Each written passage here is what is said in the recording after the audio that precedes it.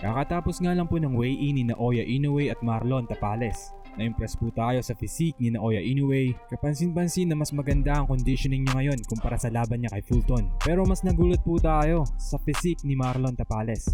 Kitang-kita na grabe ang conditioning na ginawa nila ngayon. At sa flexing makikita natin na tinabaho nila yung left and right uppercut. At mukhang malalim-lalim po ang hinukay ni Marlon Tapales. Delikado si Inoue mga sir. Yung shovel hook ni Tapales at uppercut gusto natin tumama yan sa close range.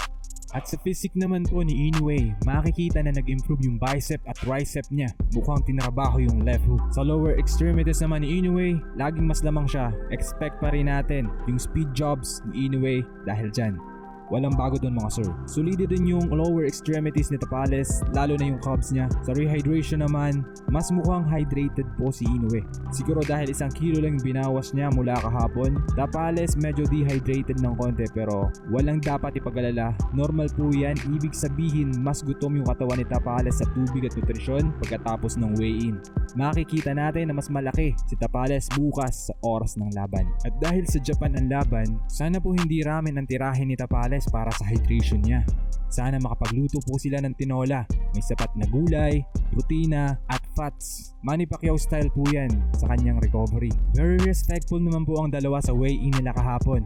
Walang nangyaring face-off, nagkamayan lang ang dalawa at nagngitian.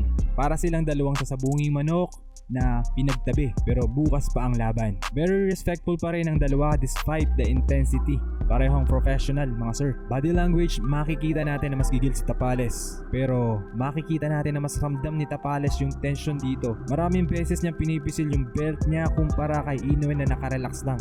Kumbaga sa classroom, nagtaas ng kamay si Inoue, present ma'am, habang si Tapales gusto nang sumagot kay teacher. Pero mas naunang umuwi si Inoue. Tumalikod agad siya at nakalimutang mag-face off. Siguro dahil sa mga binatawang salita ni Tapales sa press conference, mas na-sense nila na may tendency si Tapales na mag-push forward o i-pressure si Inoue. Kaya gusto niya nang umuwi at baguhin yung assignments niya o gusto niya niyang kausapin yung team niya kung may mga adjustments na gagawin. I hope nakukuha niyo po yung punto ko mga sir. So official weigh-in, dito pa lang sila nagkasukatan. Pero saglit lang ang face-off. Dito sa face-off nila, mas nakita ko na mas delikado yung Inoue versus Donaire. Ibig sabihin, mas nakikita ni Inoue na threat si Donaire kaysa kay Tapales. I hope na advantage ito at hindi disadvantage sa side or sa part ni Tapales. Yun nga po, mas lalo pa po naging dehado si Tapales after the weigh-in. Ang talpak mo na 100 pesos ay tatama ng 935 o 9,350 naman kung 1,000 naman ang pusta mo. Sa mga gustong tumalpak, click nyo lang po yung link na nilagay ko sa description ng video. Tinuro ko kung paano mag-register, mag-deposit gamit ang GCash at tumalpak. At kung nagustuhan yung video na yun, like, subscribe to my channel, comment down your opinion, and I will see you guys in the next video.